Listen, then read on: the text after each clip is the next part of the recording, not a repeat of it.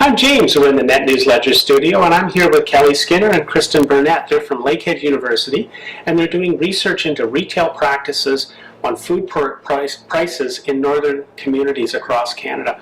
What's the issue? What do our viewers need to know? Well, really what we're looking at is what the barriers are to affording and accessing healthy food in northern Canada.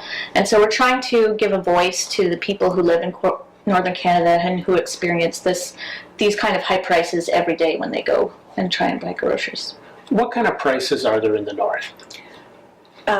They're quite ridiculous, actually. So, for example, Kelly had mentioned, a case of water being over $100, or the price of fruit being astronomical, $10, $20, or $10, $12 to buy a carton of milk.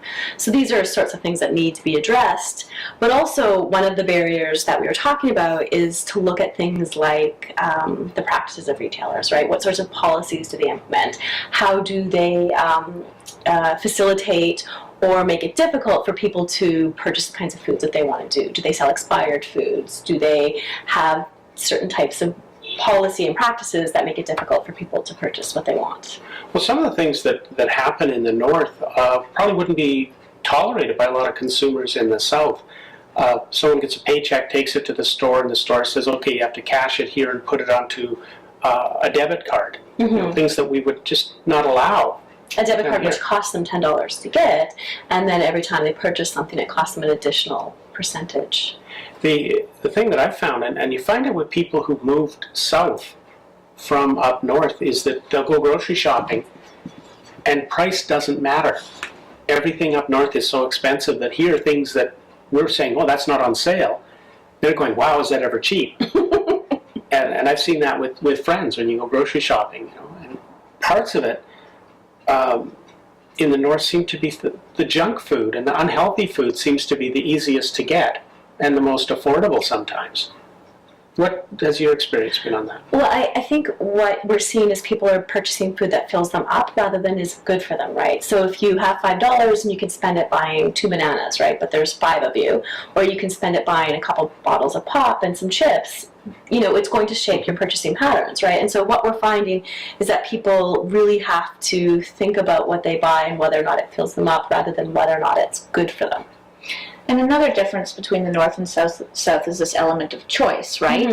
Mm-hmm. Basically, the retailers in the north have a monopoly, and there's no other option. There might be a small convenience store in the community in addition to a large grocery store, but that doesn't offer any fresh fruits and vegetables, even frozen vegetables potentially, or canned vegetables. So there's no element of being able to go somewhere else if you're unhappy with the prices that are there. Well, and if there's a particularly bad policy of a certain store, they tend not to, so you buy some frozen food, you find out it's moldy. A lot of the times they won't return it, right? So there's and you could walk here, you could walk elsewhere, right? So they'll return bad food, they'll return expired food. That's something that, business practices here would just not do, whereas in the north it's very different, right? And something might just not be available at all. We've heard from some people that we've been working with that in a community where they may not even have fresh meat available for more than 2 months.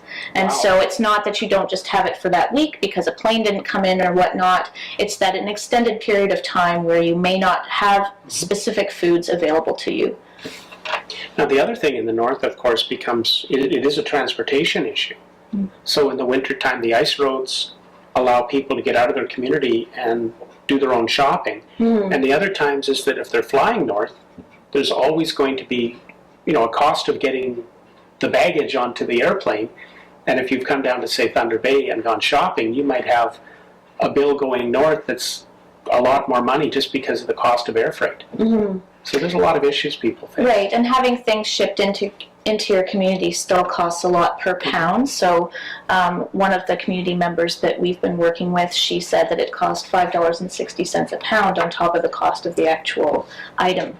So if you think about that and thinking about how much things weigh, especially things like water, when we mentioned how expensive water is, there's nothing in it, there's nothing added to it, but because of its weight, it's really expensive. Then you get the kids who will want pop, they want their junk food. They've seen the commercials on TV that they're watching that have McDonald's and all the fast food restaurants, so they want the choices maybe aren't going to be the best either. But I find a lot of the times when even people are buying what is considered healthy food, that healthy food is either damaged or old, and it's difficult to get food that is going to be considered fresh, right? And so what happens is people tend to buy frozen because they know that they can eat it rather than take a chance on buying something fresh, which may be rotten. Yeah. Well, I think that's something I've talked to people about.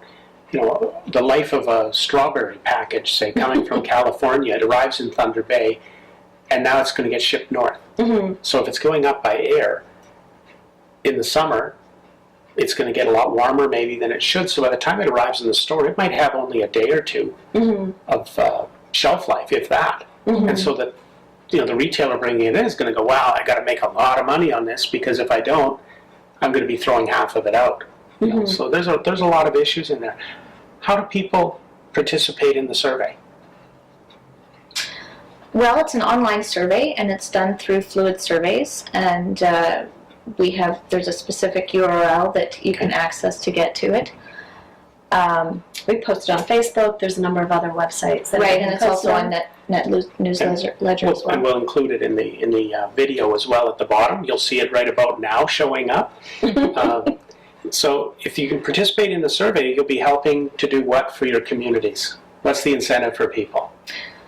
Well, the idea is that we can use a lot of this information as an advocacy tool to show what's really happening in communities, what is happening in terms of the retail practices that people are experiencing, and what kind of food purchasing patterns they're able to make. We even ask questions about, what are the top 3 perishable foods that you would like to buy on a regular basis, so they can answer that kind of question. And the survey, of course, is anonymous, so they can tell you exactly what they feel with no fear of retribution or anything That's going right, on. absolutely. All we did was ask for postal code, and the only reason for that is so that we can say that all of these people are sort of in northern areas. Excellent.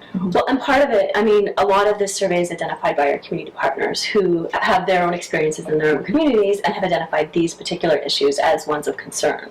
And that's how we've shaped our survey. Yeah. I'm James. We're in the Net News Ledger studio. I'm here with Kelly and Kristen. We're talking food. Be sure to fill the survey in and be able to help things in your community.